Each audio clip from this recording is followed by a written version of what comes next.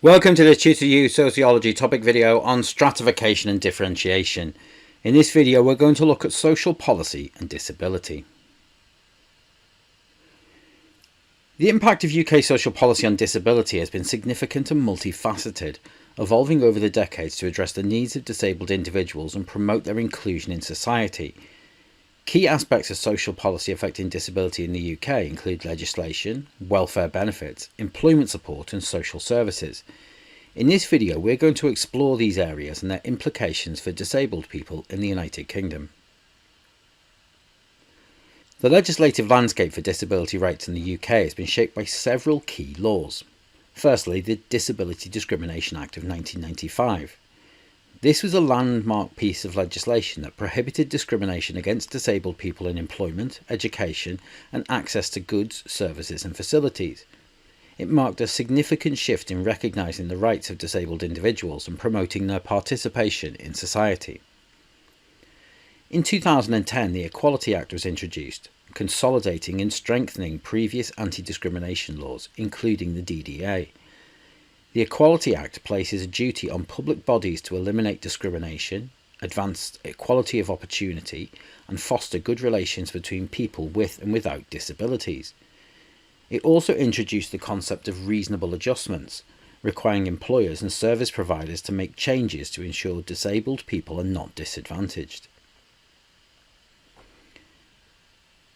Social policy in the UK is also focused on providing financial support to disabled individuals through various welfare benefits. The Personal Independence Payment and its predecessor, the Disability Living Allowance, are key components of this support system. These benefits are designed to help with the extra costs associated with disability. However, changes to the welfare system, particularly the transition from DLA to PIP, have been contentious. Critics argue that the reassessment process for PIP has been stressful and unfair, leading to reductions or loss of benefits for many disabled people. The introduction of universal credit, intended to simplify the benefit system, has also faced criticism for its impact on disabled claimants, with concerns about delays, inadequate support, and the potential for increased poverty. Employment policies have aimed to improve the inclusion of disabled people in the workforce. The Access to Work programme provided financial support to cover the additional costs of employing a disabled person, such as workplace adaptations, assistive technology and travel expenses. This scheme was praised for its role in helping disabled individuals obtain and retain employment.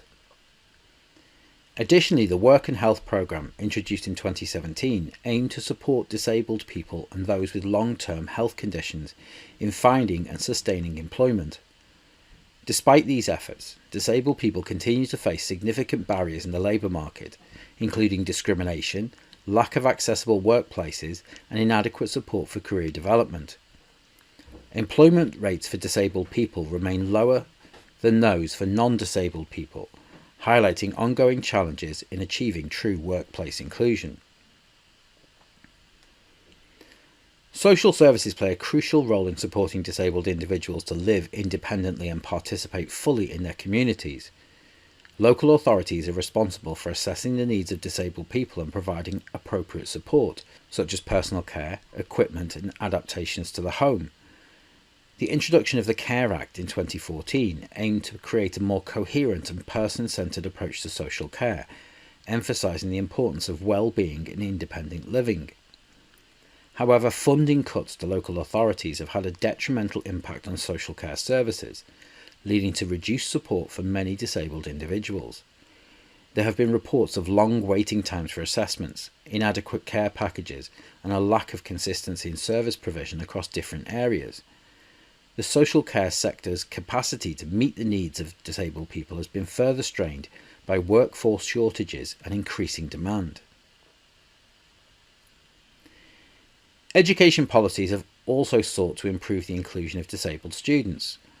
The Special Educational Needs and Disability Code of Practice provides guidance on supporting children and young people with disabilities in educational settings.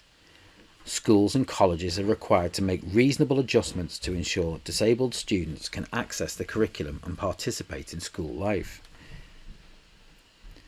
Despite these policies, disabled students often face challenges in the education system, including inadequate support, inaccessible facilities, and lower expectations from educators. There are also concerns about the transition from education to employment, with many disabled young people struggling to access further training and job opportunities. UK social policy has made significant strides in promoting the rights and inclusion of disabled people through legislative protections, welfare benefits, employment support, social services and education. However, challenges remain in ensuring these policies are effectively implemented and adequately funded. Continued efforts are needed to address discrimination, improved accessibility, and provide sufficient support to enable disabled individuals to lead fulfilling and independent lives. The ongoing evolution of social policy needs to prioritise the voices and experiences of disabled people to create a more inclusive and equitable society.